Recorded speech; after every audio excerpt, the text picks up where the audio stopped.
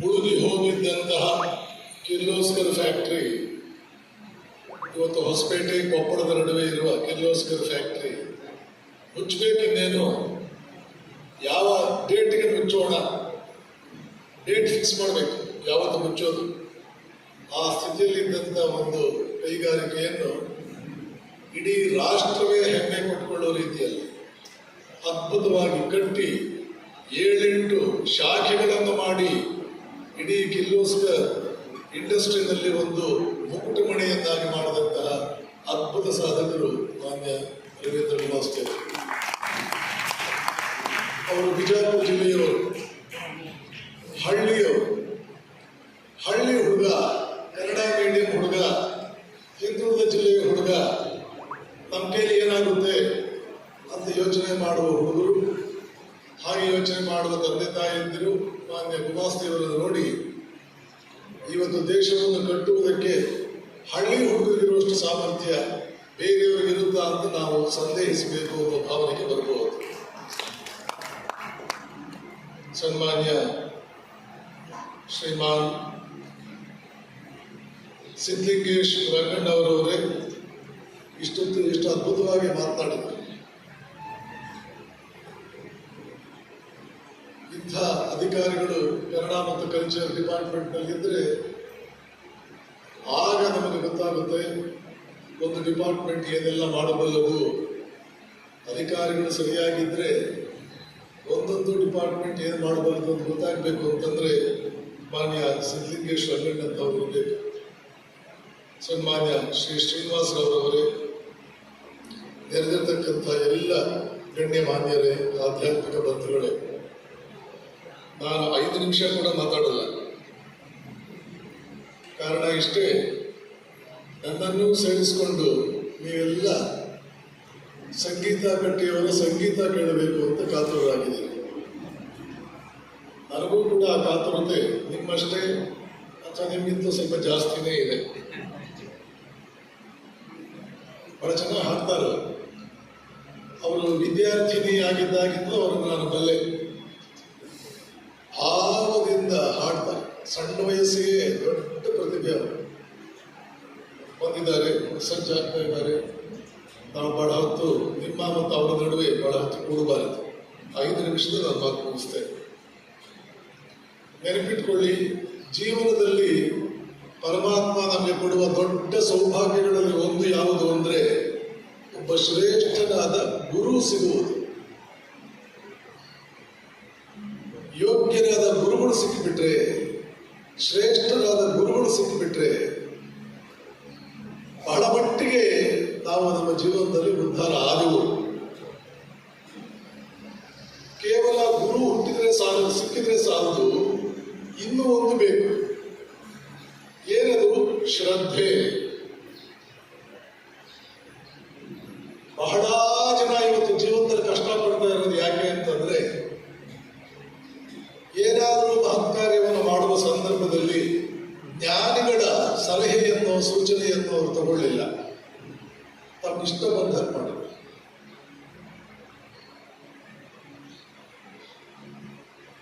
ನೆನಪಿಟ್ಕೊಳ್ಳಿ, ಕೆಲವು ವಿಷಯಗಳಲ್ಲಿ ನಮ್ಗೆ ಇಷ್ಟ ಬಂದಾಗ ಮಾಡ್ಕೋಬಹುದು, ತೊಂದರೆ ಇಲ್ಲ. ನಾಳೆ ಬೆಳಗ್ಗೆ ಅಡುಗೆ ಏನು ಮಾಡಬೇಕು ಹೋಗಿ ಗುರುಗಳನ್ನು ಕೇಳಬೇಕಾದ ಅವಶ್ಯಕತೆ ಇಲ್ಲ, ನಾವೇ ಪಲ್ಯ ಮಾಡಿದ್ರೆ ಆಯ್ತು. ಇನ್ನು ಕೆಲವಿದೆ, ಅದೆಲ್ಲ ನಮಗಿಂತಲೂ 10 ಪಟ್ಟು ಚೆನ್ನಾಗಿ ಗೊತ್ತಿರತಕ್ಕಂಥ ಯೋಗ್ಯರಾದ ಗುರುಗಳಾದ ತಪಸ್ವಿಗಳಾದ ಆ ಮಹಾತ್ಮಗಳ ಸಲಹೆ ಸೂಚನೆ ನಾವು ಕೇಳಬೇಕು. ಯಾಕೆ? ಅವರಿಗೆ ಯಾವಾಗಲೂ ನೆನಪಿಟ್ಕೊಳ್ಳಿ, ಜ್ಞಾನದಲ್ಲಿ ಮುಂದುವರಿದಂತೆ ಮನುಷ್ಯ ಕೆಲವು ಶಕ್ತಿಗಳ ಮೇಲೆ ಅವನಿಗೆ ನಿಯಂತ್ರಣ ಬರುತ್ತದೆ. ಆ ಶಕ್ತಿಗಳಲ್ಲಿ ಒಂದು ದೊಡ್ಡದು ಯಾವುದು ಅಂದರೆ ಕಾಲ. ಕಾಲವನ್ನು ಅವನು ನಿಯಂತ್ರಿಸ್ತಾನೆ ಜ್ಞಾನಿ. ಕಾಲ ನಿಯಂತ್ರಣಕ್ಕೆ ಬಂದಾಗ ಸ್ವಲ್ಪ ಮಟ್ಟಿಗೆ ಭವಿಷ್ಯವನ್ನು ನೋಡುವ ಸಾಮರ್ಥ್ಯವೂ ಕೂಡ ಅವನಿಗೆ ಬರುತ್ತದೆ. ಆದ್ದರಿಂದ ಅವನ ಮಾತನ್ನು ನಾವು ಕೇಳಬೇಕು. ಯಾವಾಗಲೂ ಕೂಡ ನಿಮಗೆ ಗುರುಗಳು ಮನುಷ್ಯ ರೂಪದಲ್ಲೇ ಬರಬೇಕಂತೇನೂ ಇಲ್ಲ. ವಿಷಯ. ಮತ್ತಾವ ರೂಪದಲ್ಲಿ ಗುರುಗಳಿರ್ತಾರೆ, ಮತ್ತಾವ ರೂಪದಲ್ಲಿರ್ತಾರೆ. ಯಾರನ್ನಾದರೂ ಮನುಷ್ಯರನ್ನ ನೀವು ಗುರುವಾಗಿ ಇಟ್ಕೊಳ್ಳಿ, ಯಾರನ್ನಾದರೂ ಇಟ್ಕೊಳ್ಳಿ. ಮನುಷ್ಯರೇ ಬೇಕು, ಮನುಷ್ಯರೇ ಬೇಕಂತೇನಿಲ್ಲ. ಅದು ನಮಗೆ ಮನುಷ್ಯರೇ ಬೇಕು. ಹಾಗಾದರೆ ಮನುಷ್ಯರು ಬೇಡ ಅಂತಂದ್ರೆ ಇನ್ಯಾವ ರೂಪದಲ್ಲಿದೆ? ಶ್ರೇಷ್ಠ ಮಟ್ಟದ ಗ್ರಂಥಗಳು ಇವೆ. ಒಂದು ರಾಮಾಯಣ ಅಂತಿದೆ, ರಾಮಕೃಷ್ಣ ವಚನವೇದ ಅಂತಿದೆ, ಶ್ರೀರಾಮಕೃಷ್ಣನ ಜೀವನ ಚರಿತೆ, ರಾಮಕೃಷ್ಣ ಲೀಲಾ ಪ್ರಸಂಗ, ಯುಗಾವತಾರ ಶ್ರೀರಾಮಕೃಷ್ಣ, ಶಾರದಾದೇವಿ ಜೀವನ ಗಂಗ, ಇದೆಲ್ಲ ಇದೆ. ನಮಗೆ ಬಂದ ಕಷ್ಟಗಳು ಬೇರೆ ಭಕ್ತರಿಗೆ ಬಂದಾಗ ಆ ಕಷ್ಟಗಳನ್ನು ತಗೊಂಡು ಇವರು ರಾಮಕೃಷ್ಣನ ಹತ್ರ ಹೋದಾಗ, ಶಾರದಾ ಮಾತೆ ಹತ್ರ ಹೋದಾಗ ಇವರು ಏನು ಸೂಚನೆ ಕೊಟ್ಟರು, ಸಲಹೆ ಕೊಟ್ಟರು, ಅದೇ ನಮಗೂ ಅನ್ವಯಿಸುತ್ತದೆ. ಇದು ಒಂದು ಮಾರ್ಗ. ಎರಡನೇ ಮಾರ್ಗ, ಯಾವುದಾದರೂ ಒಬ್ಬ ವ್ಯಕ್ತಿಯನ್ನು ಗುರು ಅಂತ ಸ್ವೀಕರಿಸಿದ ಮೇಲೆ ಯಾವ ಸಂಶಯವೂ ಇಲ್ಲದೆ ಅವನಲ್ಲಿ ನೀವು ಪರಮಾತ್ಮನನ್ನೇ ಕಾಣಿ. ಆದರೆ ಗುರು ಅಂತ ಸ್ವೀಕರಿಸೋದಕ್ಕಿಂತ ಮುಂಚೆ ಸ್ವಲ್ಪ ಎಚ್ಚರಿಕೆಯಿಂದ ಅವರ ಜೀವನ, ಅವರ ವ್ಯಕ್ತಿತ್ವಗಳನ್ನು ಗಮನಿಸಿ. ಸಿಕ್ಕಿದವರನ್ನೆಲ್ಲ ತಗೊಳ್ಳೋದಲ್ಲ. ಶ್ರೀರಾಮಕೃಷ್ಣರು ಹೇಳ್ತಿದ್ರು, ಹಗಲೂ ಪರೀಕ್ಷೆ ಮಾಡಬೇಕು, ಗುರುವನ್ನ ರಾತ್ರಿಯೂ ಪರೀಕ್ಷೆ ಮಾಡಬೇಕು. ಯಾರನ್ನ ಗುರುವಾಗಿ ತಗೊಳ್ತೀವಿ? ಸಾಮಾನ್ಯವಾಗಿ ನಾವು ತಗೊಳ್ಳೋದು ಯಾರನ್ನ? ಒಬ್ಬ ಸಾಧು, ಒಬ್ಬ ಸಂತ ತಗೊಳ್ಬೇಕಾದ್ರೆ ಹಾಗೆ. ಯಾಕೆ? ಜ್ಞಾನ ಇಂದ್ರಿಯಗಳ ನಿಗ್ರಹ ಇಲ್ಲದೆ ಜ್ಞಾನ ಬರಲಾರದು. ಫಿಸಿಕ್ಸು ಮ್ಯಾಥಮೆಟಿಕ್ಸು ಬೇರೆ. ನಾನು ಆವಾಗಲೇ ಜ್ಞಾನ ಅನ್ನೋ ಪದ ಉಪಯೋಗ ಮಾಡುತ್ತಲ್ಲ, ಆ ಜ್ಞಾನ ಬರುವುದು ಇಂದ್ರಿಯಗಳ ನಿಗ್ರಹ, ಮನೋನಿಗ್ರಹದಿಂದ. ಯಾವ ವ್ಯಕ್ತಿ ಇಂದ್ರಿಯಗಳನ್ನು ನಿಗ್ರಹಿಸಿದ್ದಾನೆ, ಮನಸ್ಸನ್ನು ನಿಗ್ರಹಿಸಿದ್ದಾನೆ, ಇವರು ಇಂದ್ರಿಯ ನಿಗ್ರಹ ಇದೆ, ಮನೋನಿಗ್ರಹ ಇದೆ ಇವರಿಗೆ ನೀವು ಅನಿಸ್ಬಿಟ್ರೆ ಅವರನ್ನು ನೀವು ಗುರುವಾಗಿ ಇಟ್ಕೊಳ್ಳೋಕೆ ಅಡ್ಡಿ ಇಲ್ಲ. ಆವಾಗ ಅವರಲ್ಲಿ ಸಂಪೂರ್ಣವಾಗಿ ಪರಮಾತ್ಮನನ್ನೇ ಕಾಣಿ. ನಿಮ್ಮನ್ನು ನಂಬಿದ್ದೇನೆ, ನೀವೇ ನನಗೆ ದಿಕ್ಕು. ಶ್ರೀರಾಮಕೃಷ್ಣರು ಹೇಳ್ತಿದ್ರು, ಒಬ್ಬರನ್ನ ಗುರುವಾಗಿ ನೀವು ಒಪ್ಕೊಂಡ ಮೇಲೆ ಅವರ ದುರ್ಗುಣಗಳನ್ನು ಕಾಣುವುದಕ್ಕೆ ಹೋಗಬಾರದು. ದುರ್ಗುಣಗಳೂ ಕೂಡ ನಿಮಗೆ ಸದ್ಗುಣಗಳಂತೆ ಕಾಣಬೇಕು. ನನ್ನ ಗುರು ಹೆಡ್ಡ ಕುಡಿದು ಬೀದಿಲಿ ಬಿದ್ದಿದ್ರೂ ಕೂಡ ಪ್ರಪಂಚದ ಪಾಲಿಗೆ ಅವರ ಕುಡುಕ, ನನ್ನ ಪಾಲಿಗೆ ನಿತ್ಯಾನಂದರಾಯ. ರಾಮಕೃಷ್ಣ ಹೇಳ್ತಾರೆ, ಒಬ್ಬನನ್ನು ಗುರುವಾಗಿ ತಗೊಳ್ಳೋಕೆ ಮುಂಚೆ 100 ಸಲ ಪರೀಕ್ಷೆ ಮಾಡಿ. ಇದು ಒಂದು ರೀತಿಯ ಪತಿವ್ರತೆ ಪತಿಯ ಸಂಬಂಧ ಇದ್ದ ಹಾಗೆ. ಒಂದು ಸಲ ಪತಿ ಮುಗಿಯಿತು, ಪತಿವ್ರತೆಯಾದವಳಿಗೆ ಮುಗಿತದೆ. ಶಿಷ್ಯ ಪತಿವ್ರತೆ ಅಂತ ಇರಬೇಕು. ಶಿವಶರಣರು ಹೇಳ್ತಾರೆ, ಶರಣ ಸತಿ ಲಿಂಗಪತಿ.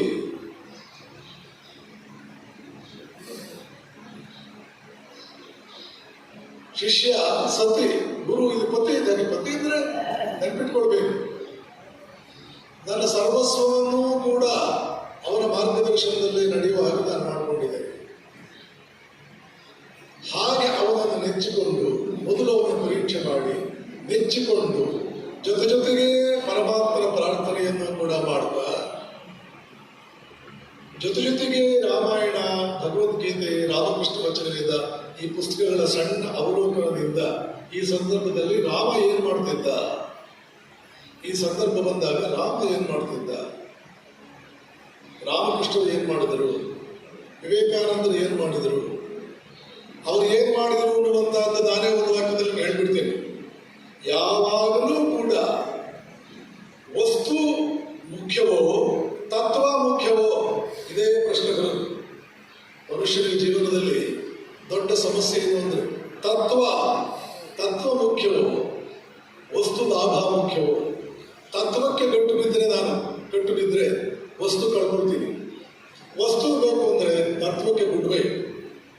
ರಾಮಾಯಣದಲ್ಲಿ, ಶ್ರೀರಾಮಕೃಷ್ಣ ವಚನದಲ್ಲಿ, ಸ್ವಾಮಿ ವಿವೇಕಾನಂದರ ಜೀವನದಲ್ಲಿ ನಾವು ಕಾಣುವಂತಹದ್ದು, ಪ್ರಾಣ ಹೋದರೂ ಚಿಂತೆ ಇಲ್ಲ, ತತ್ವಗಳ ಜೊತೆ ನಾವು ರಾಜಿ ಮಾಡಿಕೊಳ್ಳುವ ಹಾಗಿಲ್ಲ. ಇದೊಂದನ್ನು ನೆನಪಿಟ್ಕೊಳ್ಬೇಕು. ತತ್ವಗಳ ಜೊತೆ ನಾನು ರಾಜಿ ಮಾಡಿಕೊಂಡು 25 ತತ್ವ ಬೇಡ, 1 2 ಸಾಕು. ಪುಟ್ಟ ಘಟನೆ ಅದನ್ನು ಹೇಳಲು ಮಾತು ಮುಗಿಸ್ತೇನೆ. ಒಬ್ಬರು ಮಹಾತ್ಮರು ಬಹಳ ಹೆಸರು ಮಾಡಿದ್ರು, ಸನ್ಯಾಸಿಗಳು. ಅವರು ಒಂದು ದಿನ ರೈಲ್ವೆ ಸ್ಟೇಷನ್ಗೆ ಏನೋ ಕಾರಣಕ್ಕೆ ಬಂದರು. ಆ ಸ್ಟೇಷನ್ ಮಾಸ್ಟರ್ ಇವರು ಕೀರ್ತಿ ಕೇಳಿದ್ದ, ಅಲ್ಲೇ ಹೋಗಿ ಪಾದಕ್ಕೆ ನಮಸ್ಕಾರ ಮಾಡಿದ. ನನಗೆ ಮಂತ್ರ ಬೇಕು, ತಾವು ದೊಡ್ಡ ಮಹಾತ್ಮರು, ನನಗೊಂದು ಮಂತ್ರ ಕೊಡಿ. ಆ ಗುರುಗಳು ಹೇಳಿದರು, ಸುಮ್ಮನೆ ಹಾಗೆ ಮಂತ್ರ ಕೊಡೋಕ್ಕಾಗಲ್ಲ, ಒಂದು ವ್ರತ ಕೊಡ್ತೇನೆ ನಿನಗೆ, ಆ ವ್ರತವನ್ನು ನೀನು ಪಾಲನೆ ಮಾಡು, ಪಾಲನೆ ಮಾಡಿದ್ರೆ ಆಮೇಲೆ ಮಂತ್ರ ಕೊಡ್ತೀನಿ. ಏನದು? 1 ವರ್ಷ ಕೇವಲ ಸತ್ಯವನ್ನೇ ಹೇಳಬೇಕು, ಪ್ರಾಣ ಹೋದ್ರೂ ಚಿಂತೆ ಇಲ್ಲ, ಕೇವಲ ಸತ್ಯವನ್ನೇ ಹೇಳಬೇಕು, ಇದನ್ನು ಪಾಲನೆ ಮಾಡು, ಆಮೇಲೆ ಮಂತ್ರ ಕೊಡ್ತೇನೆ. ಬಹಳ ದೊಡ್ಡ ಸಾಧುಗಳು ಇವರು. ಆಯ್ತು, ಒಪ್ಕೊಂಡೆ. ರೈಲ್ವೆ ಡಿಪಾರ್ಟ್ಮೆಂಟ್, ಈ ಡಿಪಾರ್ಟ್ಮೆಂಟ್ ಬಹಳ ಜನ ಭ್ರಷ್ಟ, ಇಂಗ್ಲಿಷ್ನವ್ರ ಕಾಲ, ಬಹಳ ಜನ ಭ್ರಷ್ಟರಿದ್ದಾರೆ ಅಂತ ಹೇಳಿ ಕಂಪ್ಲೇಂಟ್ ಹೋಗಿ ಎನ್ಕ್ವೈರಿ ಬಂತು. ಈ ಮನುಷ್ಯ ಸತ್ಯವನ್ನೇ ಹೇಳ್ತಾನೆ ಅಂತ ಹೇಳಿ ಈಗಾಗಲೇ 6 ತಿಂಗಳು ಸತ್ಯ ಹೇಳ್ಕೊಂಡೇ ಬಂದಿದ್ದಾನೆ. ಎಷ್ಟೋ ಜನರಿಗೆ ಬಯಸಿಕೊಂಡಿದ್ದಾನೆ, ಏನೇನೋ ಮಾಡ್ಕೊಂಡಿದ್ದಾನೆ, ಹೆಂಡತಿ ಬೈದಿದ್ದಾಳೆ, ಎಲ್ಲ ಬೈದಿದ್ದಾಳೆ. ಹೆಂಡತಿ ಅಂತೂ ನಿನ್ ಜೊತೆ ಬದುಕೋಕ್ಕಾಗಲ್ಲ ಅಂತ ಅವನು ಇಲ್ಲೇ ಬಿಟ್ಟು ತವ್ರ ಮನೆಗೆ ಮಕ್ಕಳನ್ನ ಕರ್ಕೊಂಡು ತವ್ರ ಮನೆಗೆ ಹೋಗ್ಬಿಟ್ಟಿದ್ದಾಳೆ. ಬಿಡೋ ಮಾರಾಯ, ಸತ್ಯ ಹೇಳಿ ಹರಿಶ್ಚಂದ್ರ ಏನಾದ ಅಂತ ಗೊತ್ತಿದೆಯೋ ಇಲ್ವೋ, ಯಾರು ಹೇಳಿದ್ರು ಬಿಡ್ತಾ ಇಲ್ಲ. ನಾನು 1 ವರ್ಷ ಸತ್ಯ ಹೇಳೋನೇ, ಒಂದು 6 ತಿಂಗಳಾಗಿದೆ. ಸರಿ, ಎನ್ಕ್ವೈರಿ ಬಂದ್ರು, ಇವನನ್ನೇ ಕೇಳಿದ್ರು, ಯಾಕಂದ್ರೆ ಸತ್ಯ ಹೇಳ್ತಾನೆ ಅಂತ ಹೆಸರು ಬಂದ್ಬಿಟ್ಟಿದೆ. ಇವನು ಇದ್ದುದಿದ್ದ ಹಾಗೆ ಯಾವ ಅಧಿಕಾರಿ ಭ್ರಷ್ಟ ಎಲ್ಲ ಹೇಳ್ಬಿಟ್ಟ. ಅವರನ್ನೆಲ್ಲ ತಗೊಂಡು ಜೈಲಿಗೆ ಹಾಕಿದ್ರು, ಅಥವಾ ಅವ್ರನ್ನ ಸಸ್ಪೆಂಡ್ ಮಾಡೋದು. ಜೈಲಿಗೆ ಹಾಕಿಲ್ಲ, ಸಸ್ಪೆಂಡ್ ಮಾಡಿ. ಒಂದು 10 ಜನ ಅವರೆಲ್ಲ ಸೇರಿ ಯೋಚನೆ ಮಾಡಿದ್ರು, ಇವನ್ನೇ ಸಿಕ್ಸ್ಬಿಡೋಣ. ಅವರೆಲ್ಲ ಸೇರಿ ಏನೋ ಮಾಡಿ ಮೇಲ್ ಆಫೀಸರ್ಗೆ ಏನೋ ಭ್ರಷ್ಟಾಚಾರ ಮತ್ತೇನೋ ಕೊಟ್ಟು ಇವನ ಮೇಲೆ ದೂರೆಲ್ಲ ಹಾಕಿ ಇವನನ್ನು ಸಿಕ್ಸ್ಬಿಟ್ರು. ಇವನು ಕೂಡ ಸಸ್ಪೆಂಡ್ ಮಾಡಿಬಿಟ್ರು. ಇನ್ಕ್ವೈರಿ ಮನೆಗೆ ಕೋರ್ಟ್ ಮುಂದೆ ಹಾಜರಾಗಬೇಕಾಗಿತ್ತು. ಇವನನ್ನ, ಈ ಸತ್ಯವ ಅಂದಿದ್ದಲ್ಲ, ಇವನನ್ನೇ ಕೋರ್ಟಿಗೆ ತಂದರು. ಆವಾಗ ಅವನು ಜಡ್ಜ್ ಮುಂದೆ ಹೇಳ್ತಾರೆ, ಸರ್, ನನ್ನ ಗುರುಗಳು ಇಂಥವ್ರು, ಅವರು ಸ್ಟೇಷನ್ಗೆ ಬಂದಿದ್ರು. ಒಂದು ದಿನ ಮಂತ್ರದೀಕ್ಷೆ ಕೊಡಿ ಅಂತ ಕೇಳಿದೆ. 1 ವರ್ಷ ಸತ್ಯ ಹೇಳ್ಬೇಕು ನೀನು ಅಂತಂದ್ರು. ನಾನು ಕಳೆದ 7-8 ತಿಂಗಳಿಂದ ಬರೀ ಸತ್ಯವನ್ನೇ ಹೇಳ್ತಾ ಇದ್ದೇನೆ, ನಾನು ಸುಳ್ಳು ಹೇಳ್ತಾ ಇಲ್ಲ. ನಾನಂತೂ ಒಂದು ದಿನವೂ ಒಂದು ಪೈಸೆಯನ್ನು ಮುಟ್ಟಿಲ್ಲ. ಇವರೆಲ್ಲ ಏನ್ ಮಾಡಿದ್ರು ಏನೋ ನನ್ನ ಸಿಗಾಕ್ಸಿದ್ದಾರೆ, ಆದರೆ ಅವರೆಲ್ಲ ಭ್ರಷ್ಟರ ಗುಂಪು ಅಂತ ಇದ್ದಿದ್ದ ಹಾಗೆ ಹೇಳ್ಬಿಟ್ಟ. ಮಧ್ಯಾಹ್ನ ಊಟದ ಸಮಯದಲ್ಲಿ ಜಡ್ಜು ಇವನನ್ನ ತನ್ನ ರೂಮಿಗೆ ಕರೆಸ್ಕೊಂಡ. ಅವಾಗ ಹೇಳ್ದ, ಯಾರು ನಿನ್ನ ಗುರುಗಳು ಅವರು ನನ್ನ ಗುರುಗಳು ಕೂಡ, ನನಗೂ ಹೀಗೆ ಟೆಸ್ಟ್ ಮಾಡಿ ಮಂತ್ರ ಕೊಟ್ಟಿದ್ದಾರೆ, ನಿನ್ನ ಮಾತು 100ಕ್ಕೆ 100 ನಾನು ನಂಬ್ತೀನಿ ಅಂತ ಹೇಳಿ ಇವನನ್ನು ಬಿಟ್ಬಿಟ್ರು, ಖಲಾಸೆ ಮಾಡಿದ್ರು. ಆ 10 ಜನ ಬೇರೆಯವರಿದ್ರಲ್ಲ, ಪನಿಷ್ಮೆಂಟ್ ಆಯ್ತು ಅವರು. ಈ ಘಟನೆ ನಡೀತಾ ಇದ್ದ ಕಾಲದಲ್ಲಿ ಇವನಿಗೆ ಒಂದು ದಿನ ಗೌರ್ಮೆಂಟ್ ಇಂದ ಒಂದು ಚೆಕ್ ಬಂತು. ಒಂದು 15 ಲಕ್ಷ ರೂಪಾಯಿ ಚೆಕ್ ಬಂತು. ಯಾವ ಕಾಲ ಇದು? ಸುಮಾರು 100 ವರ್ಷದ ಹಿಂದೆ, 100 ವರ್ಷದ ಹಿಂದೆ. ಯಾಕೆ ನೋಡಿದ್ರೆ ಇವರ ತಾತನ ಕಾಲದಲ್ಲಿ ಇವರ ಜಮೀನ್ ಮೇಲೆ ರೈಲ್ವೆ ಹಳಿ ಹಾಕಬೇಕು ಅಂತ ಹೇಳಿ ರೈಲ್ವೆ ಡಿಪಾರ್ಟ್ಮೆಂಟ್ನವರು ಇವ್ರ ಜಮೀನು ಒಂದು ಸುಮಾರು ಒಂದು ಅರ್ಧ ಕಿಲೋಮೀಟರ್ ಏನೋ ಜಮೀನು ತಗೊಂಡ್ಬಿಟ್ಟಿದ್ರು. ಸಿಟಿನಲ್ಲಿ, ಸಿಟಿ ಒಳಗಡೆ ಇದ್ದಂತ ಇವ್ರ ಜಮೀನು ಕಾಂಪನ್ಸೇಷನ್ ಕೊಟ್ಟಿದ್ರು. ಬಹಳ ಸಣ್ಣ ಕಾಂಪನ್ಸೇಷನ್. ಇವ್ರ ತಾತನೋ ಇವ್ರ ತಂದೆನೋ ಕೋರ್ಟ್ಗೆ ಹಾಕಿದ್ರು. ಇಂಡಿಯಾದಲ್ಲಿ ಕೋರ್ಟ್ಗಳು ಹಾಕಿದ್ದು ಗೊತ್ತಲ್ಲ, ತಾತ ಏನಾದರೂ ಕೋರ್ಟ್ಗೆ ಹಾಕಿದ್ರೆ ಮೊಮ್ಮಗನ ಕಾಲಕ್ಕೆ ನಿರ್ಧಾರ ಡಿಸಿಷನ್ ಬರೋದು. ಸೊ ಇವರಿಗೆ ಕಾಂಪನ್ಸೇಷನ್ ಕೊಡಬೇಕು ಅಂತ ಆಯಿತು. ಸುಮಾರು 15-20 ಲಕ್ಷ ರೂಪಾಯಿ ಆ ಕಾಲಕ್ಕೆ ರೈಲ್ವೆ ಡಿಪಾರ್ಟ್ಮೆಂಟ್ನವರು ಇವರಿಗೆ ಕಾಂಪನ್ಸೇಷನ್ ಕೊಟ್ಟರು. ಇವರಿಗೆ 20 ಲಕ್ಷ ರೂಪಾಯಿ ಕಾಂಪನ್ಸೇಷನ್ ಬಂದು ಸುದ್ದಿ ಗೊತ್ತಾಗಿದ್ದೆ ತವ್ರ ಮನೆಗೆ ಹೋಗಿದ್ದಂತ ಅವ್ರ ಹೆಂಡತಿ ವಾಪಸ್ ಬಂದರು. ಬಂದು ಹೇಳಿದ್ರು, ಎಷ್ಟೇ ಆಗಲಿ ನಿನ್ನ ಹೆಂಡತಿ ಅಲ್ಬೇಕು, ನಾನು ಏನೋ ಒಂದು 4 ದಿನ ಬೇಜಾರು ಮಾಡ್ಕೊಂಡು ಹೋದೆ ಅಷ್ಟೇ, ಆದರೆ ನನ್ನ ನಿಮ್ಮ ಸಂಬಂಧ ಇಲ್ಲಿ ಹೋಗುತ್ತೆ. ನನ್ನ ತಾಯಿಯೂ ಹೀಗೆ ಬದುಕಿದವಳು, ನಾವು ಯಾವಾಗಲೂ ಒಬ್ಬ ಪತಿಗೆ ಬದ್ಧರಾದವರು, ನಮ್ಮ ಮನೆಯೇ ಹಾಗೆ, ಇನ್ನು ಮೇಲೆ ನಿಮ್ಮನ್ನೆಲ್ಲೂ ಬಿಟ್ಟು ಹೋಗಲ್ಲ ಅಂತ ಹೆಂಡತಿ ಬಂದು. ಅವಾಗ ಇವನು ಹೇಳಿದ, ನೀನು ಯಾಕೆ ಬಂದೆ ಅಂತ ನನಗೆ ಅರ್ಥ ಆಗಿದೆ, ಏನು ಯೋಚನೆ ಮಾಡಬೇಡ, ಈ 15 ಲಕ್ಷ ರೂಪಾಯಿ ನೀನೇ ತಗೋ, ಮಕ್ಕಳನ್ನೆಲ್ಲ ಚೆನ್ನಾಗಿ ಸಾಕು, ಇನ್ನು ಮುಂದೆ ನಾನು ಮನೇಲಿ ಇರಲ್ಲ. ಯಾಕೆ? ಕೇವಲ 6 ತಿಂಗಳು ಸಂಪೂರ್ಣ ಸತ್ಯ ಹೇಳಿದ್ದಕ್ಕೆ ಇಷ್ಟು ಕೊಟ್ಟ ದೇವರು ನನಗೆ ಅಂತಂದ್ರೆ ಇಡೀ ಜೀವನ ಪೂರ್ತಿ ಸತ್ಯ ಹೇಳಿದರೆ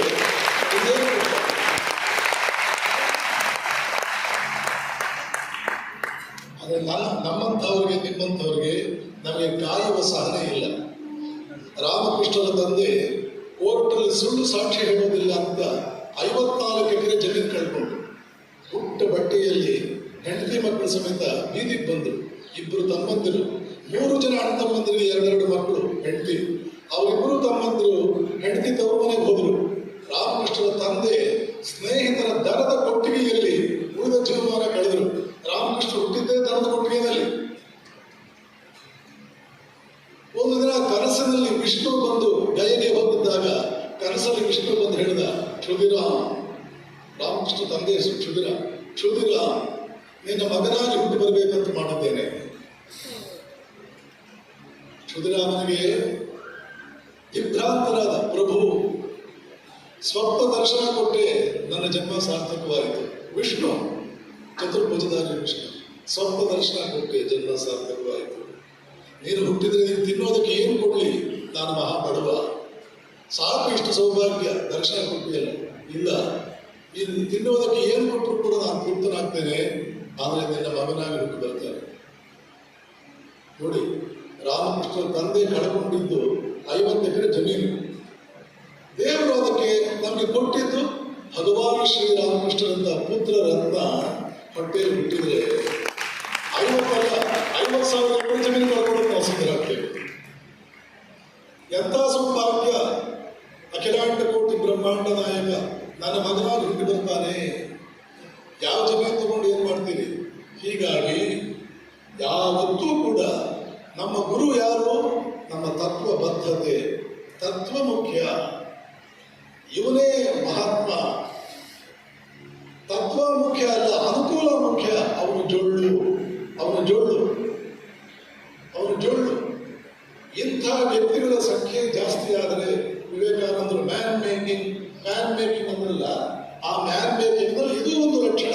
ಪ್ರಾಣ ಹೋದರೂ ಕೂಡ ತತ್ವಕ್ಕೆ ನಾನು ರಾಜಿಯಾಗುವುದಿಲ್ಲ.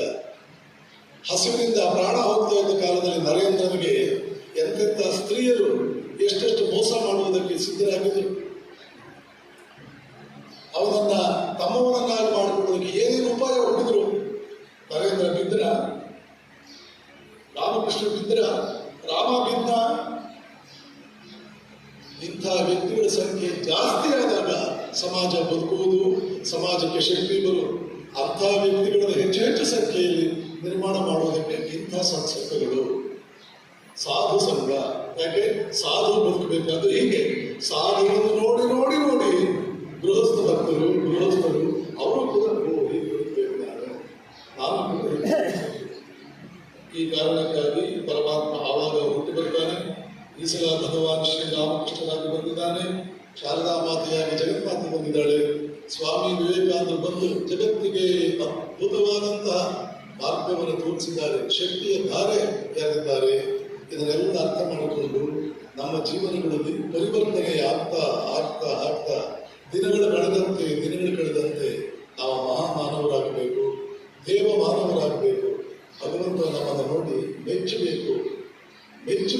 ಅದು ಜೀವನದ ಗುರಿ ಅಂತ ಹೇಳಿ ನನ್ನ ಮಾತುಗಳನ್ನು ಮುಕ್ತಾಯ ಮಾಡ್ತೇನೆ.